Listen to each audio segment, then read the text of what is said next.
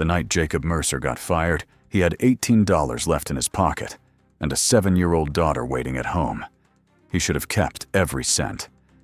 Instead, he pressed all of it into the hands of a stranger at a bus stop on Michigan Avenue, a woman in a wrinkled gray suit, crying without a sound, with a shattered phone at her feet and an empty wallet in her lap. He didn't know her name.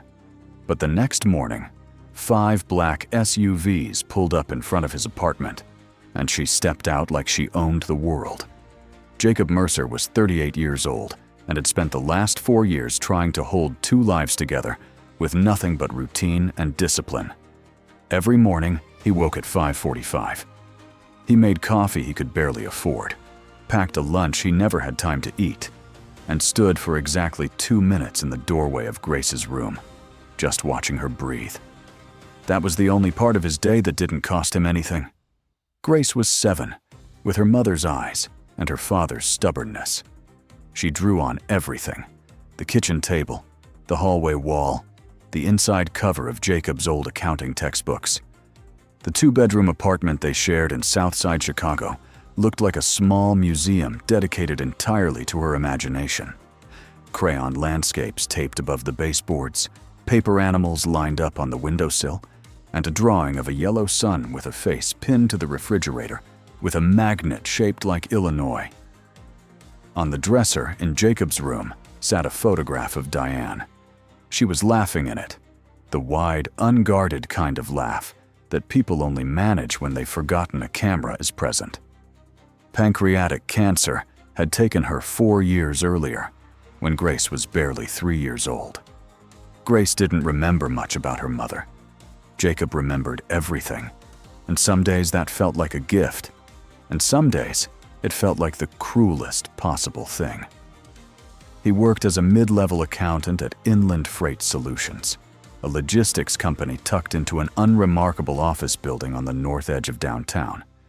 It wasn't the career he'd imagined at 22, but it paid consistently.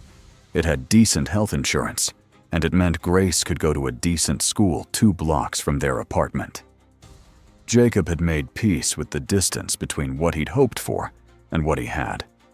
He paid his bills on time, told the truth when it would have been easier not to, and never took anything that didn't belong to him. That morning, he packed Grace's lunch before he left: an egg sandwich on wheat bread and 1 red apple, slipped into a paper bag with her name written on it in black marker. He kissed the top of her head while she was still half asleep, told her Mrs. Patterson next door would walk her to school, and stepped out into the cold Chicago air. He had no way of knowing he wouldn't be coming back to that job. It happened at 9 o'clock on a Wednesday. Jacob had barely set down his coffee when the HR director, a thin man named Richard, appeared at his cubicle and asked him to come to the conference room. The request was polite. The conference room was not. Ryan Booth was already seated at the far end of the table. Ryan had worked the desk beside Jacob's for 3 years. They ate lunch together sometimes. Jacob had lent him money once when Ryan's car broke down, $60 that was never mentioned again after it was repaid. Ryan did not look at Jacob when he walked in. Richard placed a printed report on the table. According to the document, a USB drive had been discovered in the drawer of Jacob's workstation. The drive contained internal financial records, payroll data, vendor invoices, client account information, sensitive material, the kind of thing that could be sold, or worse, used to damage the company. Jacob stared at the report. He said very clearly that he had not put that drive in his drawer. He said it once and then again, and both times the words fell into the room and were absorbed by the walls without leaving any impression on the people sitting across from him. Richard read the termination notice in the same flat tone he might use to read a lunch order. Jacob was out of the building by 10:15, standing on the sidewalk with the termination letter in his hand and the thin November wind moving through his jacket like it wasn't there. He didn't make a scene. He didn't go back upstairs. He stood on the pavement and thought about Grace, and about the rent that was due in 11 days, and about the fact that he had done nothing wrong and it had not mattered even slightly. He didn't cry. He just stood there until the cold made it impossible to stand still any longer. He ended up at the bus stop on Michigan Avenue at 10 o'clock that night. He wasn't there to catch a bus. He had nowhere particular to go. He'd spent the afternoon walking, then sitting in a park until it got too cold, then walking again. Grace was at a neighbor's for the evening. The apartment felt too small to contain what he was feeling, so he stayed outside instead. The bus stop was a narrow metal shelter with a cracked plastic bench and a flickering overhead light. Jacob sat at one end of the bench with his hands in his pockets. He had $18, loose bills, and coins from the bottom of his coat pocket. It was enough for milk and bread for Grace in the morning. Not much else. He didn't notice the woman at first. She was sitting 2 seats away in a gray suit that had once been expensive and now looked like she'd been wearing it for 20 hours straight. Her phone lay on the ground in front of her, the screen shattered beyond use. Her wallet was open and empty in her lap. Her shoulders moved with the faint, rhythmic shudder of someone who has been crying for so long that the body has given up making sound. Jacob watched her for 15 seconds. He knew exactly what $18 was worth to him right now. It was Grace's breakfast. It was the last buffer between today and the kind of morning that started with an empty refrigerator and no explanation. He knew all of this with complete clarity. He reached into his pocket, took out every bill and coin he had, and leaned over to press the money gently into the woman's hand. She looked up at him, startled, eyes red, expression caught somewhere between confusion and disbelief. Jacob didn't wait for her to speak. He stood, turned up his collar against the wind, and walked away into the dark without looking back. He told himself it was because he didn't want her to feel obligated to thank him. The truth was simpler than that. She needed it more than he did, and that was the only calculation that had ever made sense to him. Grace was eating dry corn cereal at the kitchen table the next morning when the sound started, a low, rolling vibration that built until the windows hummed with it. Jacob went to the front door and opened it. 5 black SUVs sat along the curb of his block, engines idling, dark-tinted windows catching the pale morning light. The sight of them on his narrow South Side street was so completely wrong that for a moment he simply stood in the doorway and failed to process what he was looking at. A large man in a dark coat climbed out of the lead vehicle first. He had the kind of face that had been trained to show nothing. He took a position 3 feet from Jacob's front steps without saying a word. Then the rear door of the second SUV opened, and the woman from the bus stop stepped out. She wore a white blazer now. Her hair was composed, her expression controlled. She looked like she had slept 8 hours and woken with complete certainty about the direction of her day. She looked, Jacob thought, like someone who had never once sat on a cracked bench under a flickering light with an empty wallet. She walked toward him and stopped at the base of his steps. "My name is Charlotte Voss," she said. "I'm the CEO of Voss Capital." She let that settle for a moment before she continued. "Last night you gave me everything you had left. I need to understand why a person like you still exists in a world like this, and I have a proposal I'd like you to hear." She didn't offer to return the $18. She offered him a job. Jacob stood in his doorway, the termination letter still sitting on the kitchen counter behind him, and looked at the woman standing between her SUVs in the gray Chicago morning. She gave him until the afternoon to decide. He went inside and poured Grace another cup of cereal and didn't say a word about any of it.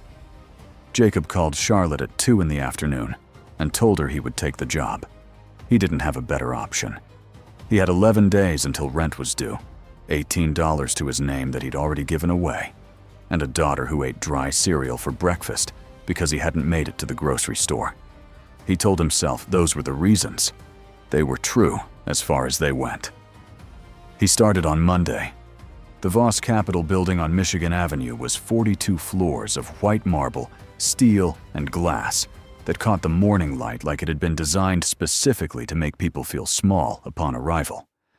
The lobby alone was larger than Jacob's entire apartment.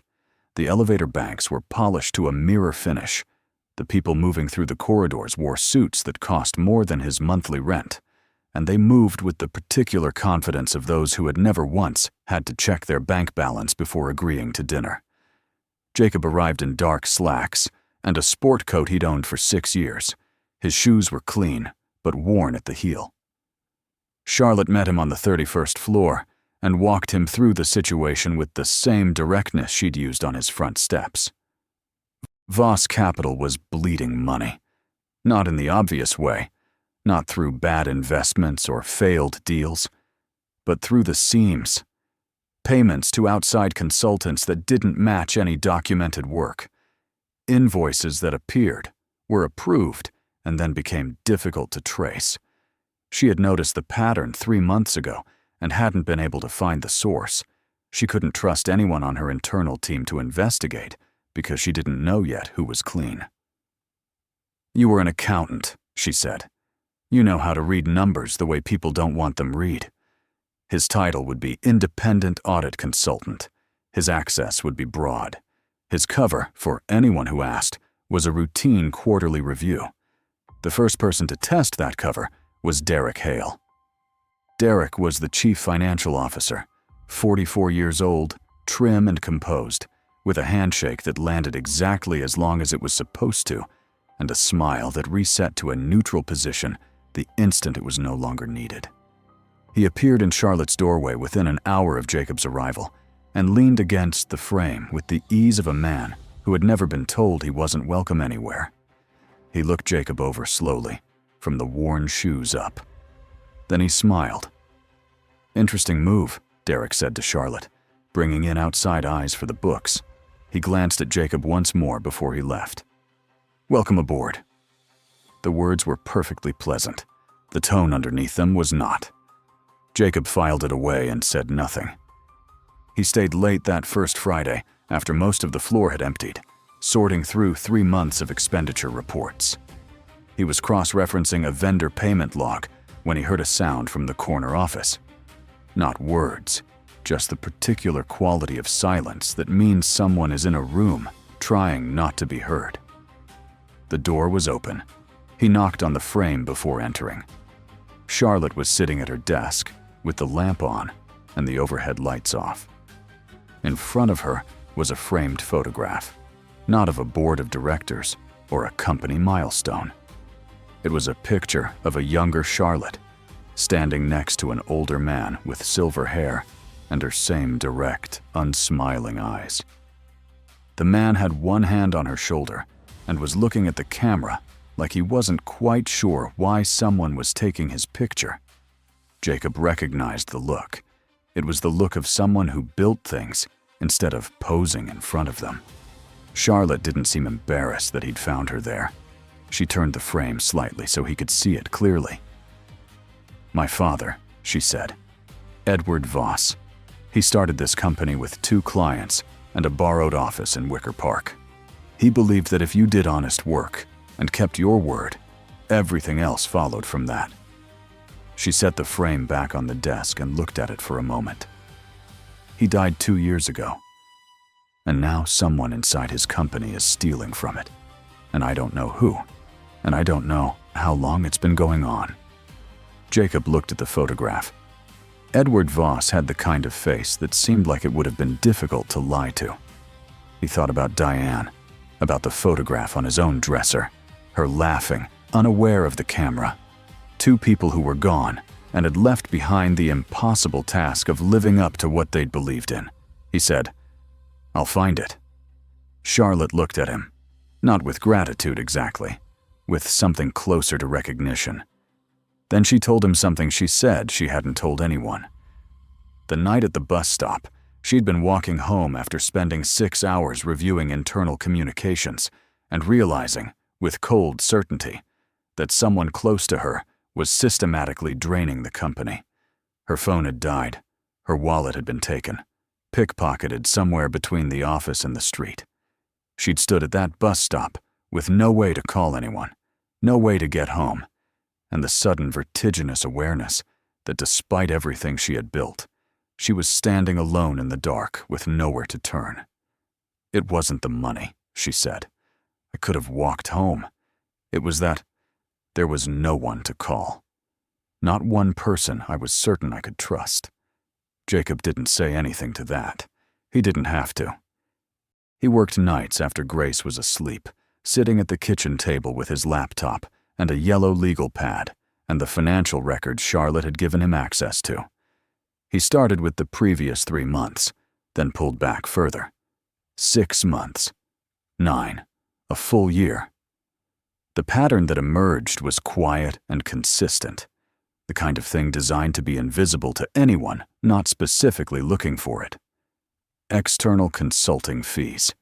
They appeared in the ledger as routine line items, the sort of payments a company like Voss Capital would make regularly without question. But the amounts escalated every quarter, with no corresponding documentation from any identifiable firm. The names of the consulting companies changed each time. The bank account receiving the payments did not.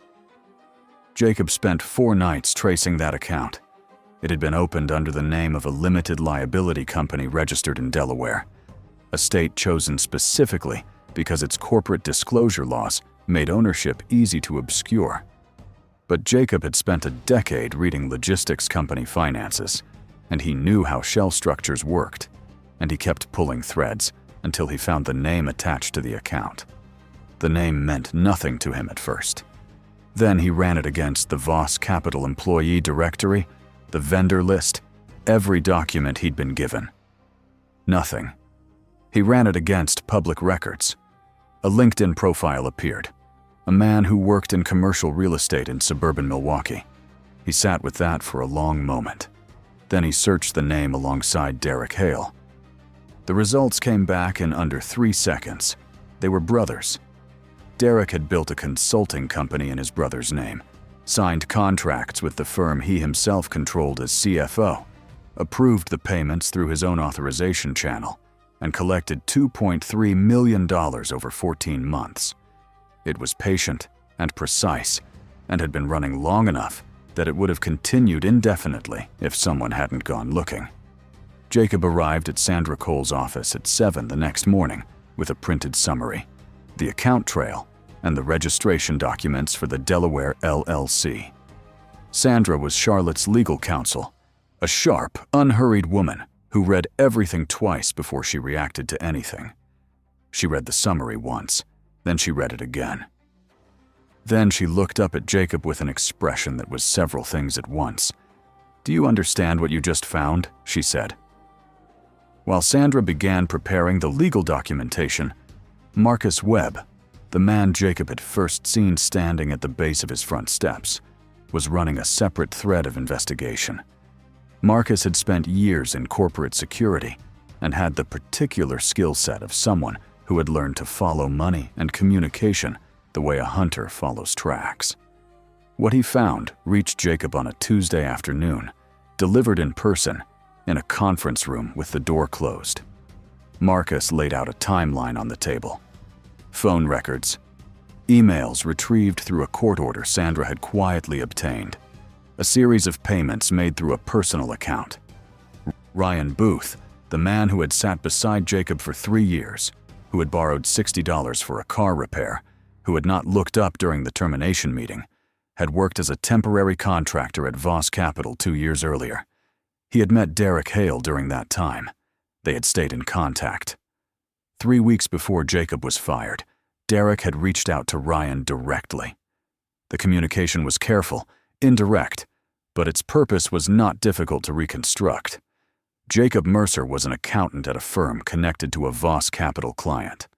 Derek had identified him as someone with the specific skills and professional access that could, if pointed in the right direction, unravel exactly what Derek had been building for over a year. He needed Jacob removed before that happened. Ryan had planted the USB drive. Ryan had made the report to HR.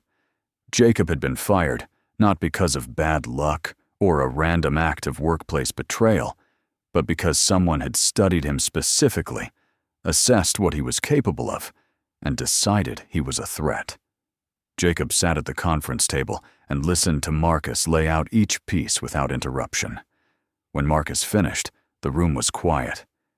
Jacob had spent weeks believing his firing was a misfortune, the kind of blind, impersonal cruelty that life occasionally delivered without cause or meaning. The truth was the opposite. He had been targeted. He had been removed. And the reason he had been removed was precisely because he was good at the one thing he'd never thought of as anything more than a way to pay rent. Charlotte was in the room. She had heard everything alongside him. When Marcus finished, she looked at Jacob for a long moment. "I'm sorry," she said. "You got pulled into this because of me, and you had no idea." Jacob looked at the timeline on the table. He thought about Grace eating dry cereal on the morning the 5 SUVs appeared. He thought about the termination letter sitting on his kitchen counter. "Now I do," he said. By the 4th week, Charlotte had started coming by the apartment on weekends. It wasn't about the case. The case was largely in Sandra's hands by then. Charlotte came because Grace had asked her to, with the frank directness that 7-year-olds deploy without any awareness of its power. She had looked at Charlotte at the end of a brief visit and said, "Can you come back on Saturday? I want to show you how I draw horses." So Charlotte came on Saturday. And the Saturday after that, she sat on the living room floor with Grace and drew horses that looked more like dogs, ate cold pizza, and watched animated movies with the focused attention of someone who had not watched an animated movie in a very long time. She borrowed one of Jacob's old sweatshirts because the apartment was drafty and she hadn't brought a jacket. She did not look out of place. Jacob watched from the kitchen and felt something shift in his chest that he didn't want to name. He was aware of what she was. He was aware of what he was.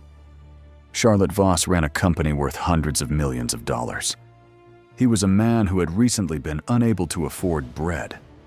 The distance between those two facts was not simply financial. It was structural, foundational, a difference in entire worlds. He had no standing to feel what he was beginning to feel, and he knew it.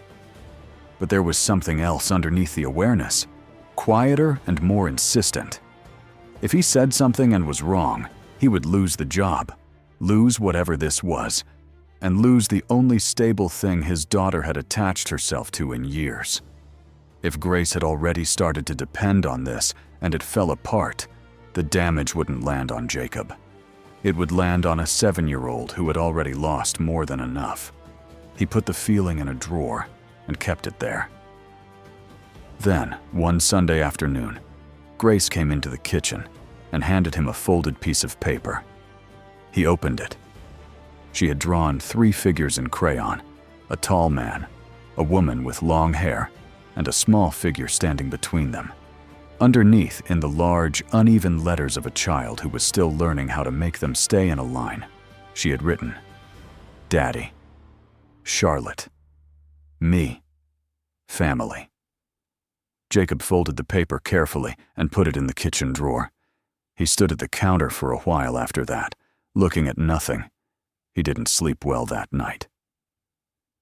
Sandra presented the full evidence package to the Voss Capital Board of Directors on a Friday morning.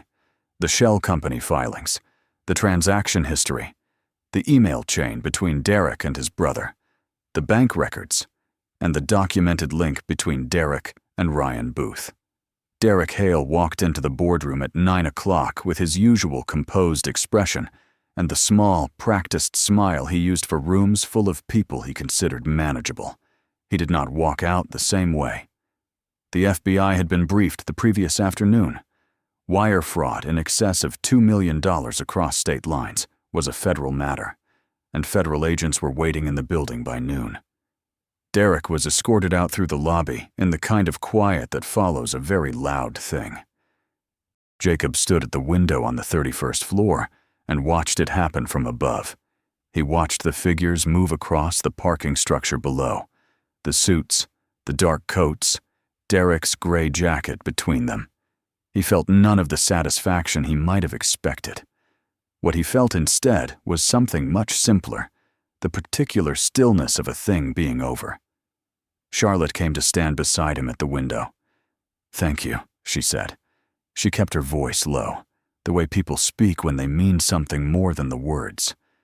Jacob shook his head slightly. "I just read the numbers." "No." She was quiet for a moment. "You saw things that people who get paid 10 times what you make didn't see, because you weren't looking to protect yourself. You were just looking." Jacob kept his eyes on the parking structure below. He didn't respond right away, because there was nothing to add, and because something in her words had found a place he hadn't been expecting. For the first time since the morning he'd stood on the sidewalk with a termination letter in his hand, someone had looked at what he'd done and named it accurately. Not luck, not charity, not the good fortune of a simple man who'd stumbled into the right place. Just him. The thing he actually was. He hadn't realized, until that moment, how long it had been since anyone had seen that. The FBI's investigation into Voss Capital did not stay neatly inside the boundaries of the company. Federal wire fraud cases rarely do.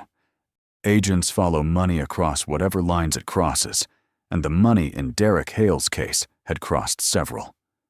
One of those lines led back to Ryan Booth, to the payments Derek had made to him, to the phone records Marcus had already pulled, to the documented coordination between a sitting CFO and a former temp contractor designed to eliminate a specific outside threat.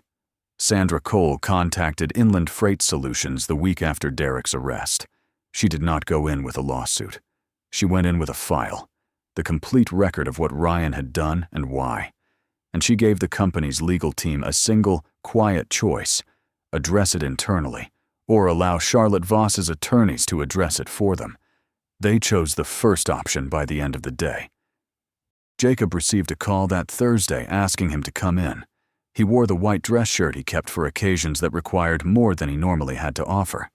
He drove to the building he had walked out of 6 weeks earlier, with a termination letter in his hand, rode the elevator to the floor, where no one had looked him in the eye, and sat across from the same HR director who had read his dismissal in the same flat tone he might use to read a weather report. This time, Sandra sat beside Jacob. She did the talking. Ryan Booth was terminated before the meeting ended.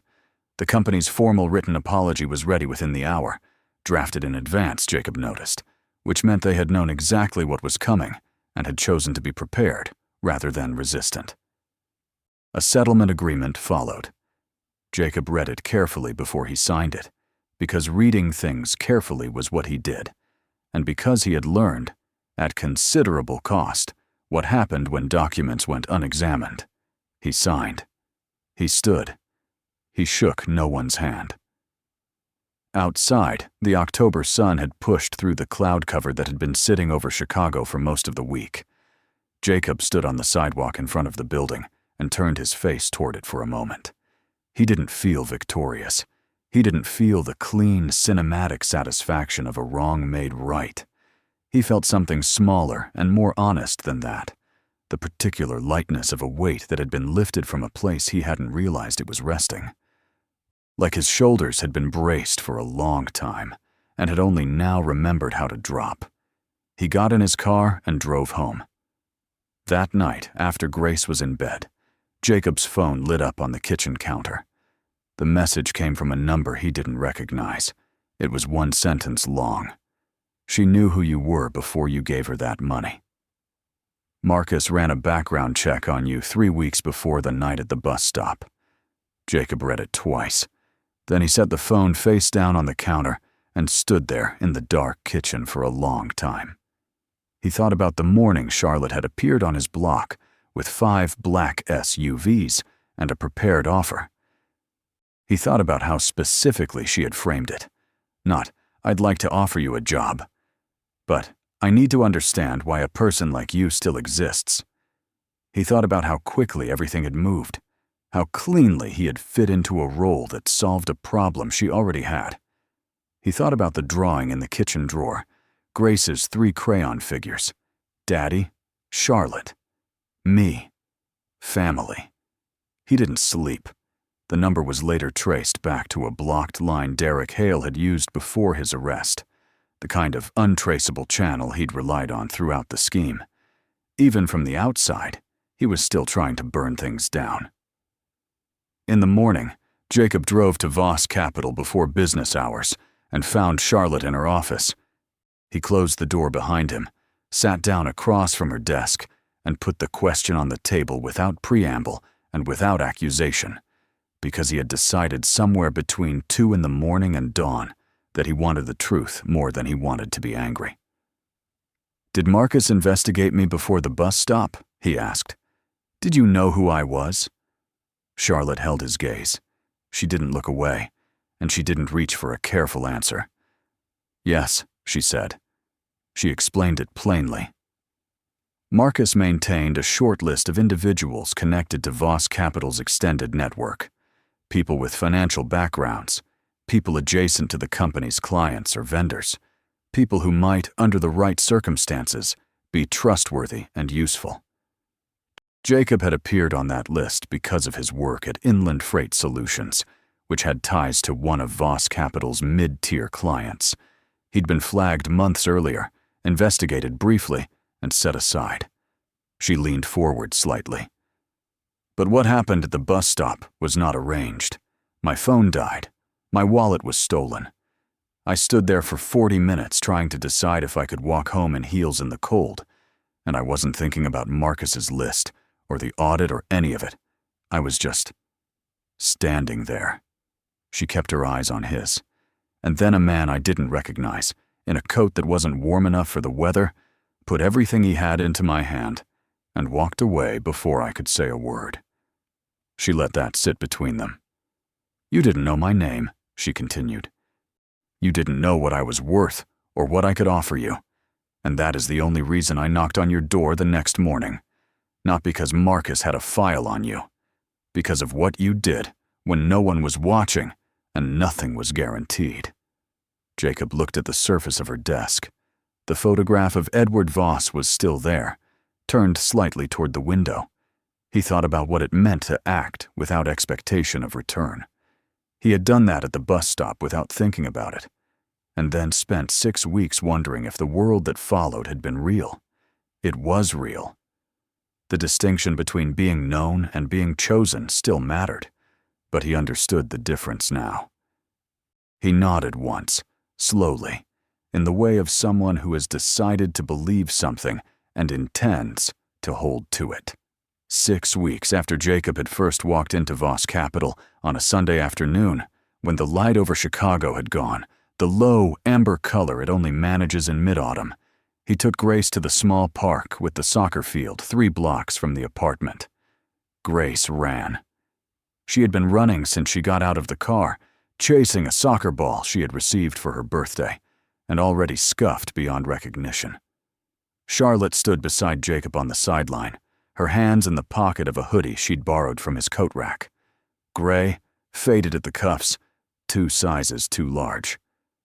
Jacob watched Grace cut across the field and thought about everything he'd been carrying around in that kitchen drawer. "I need to tell you something," he said. He kept his eyes ahead. "And after I say it, things might change between us. I want you to know I've already accepted that." Charlotte turned to look at him, but didn't speak. "I don't know exactly when it happened," he said.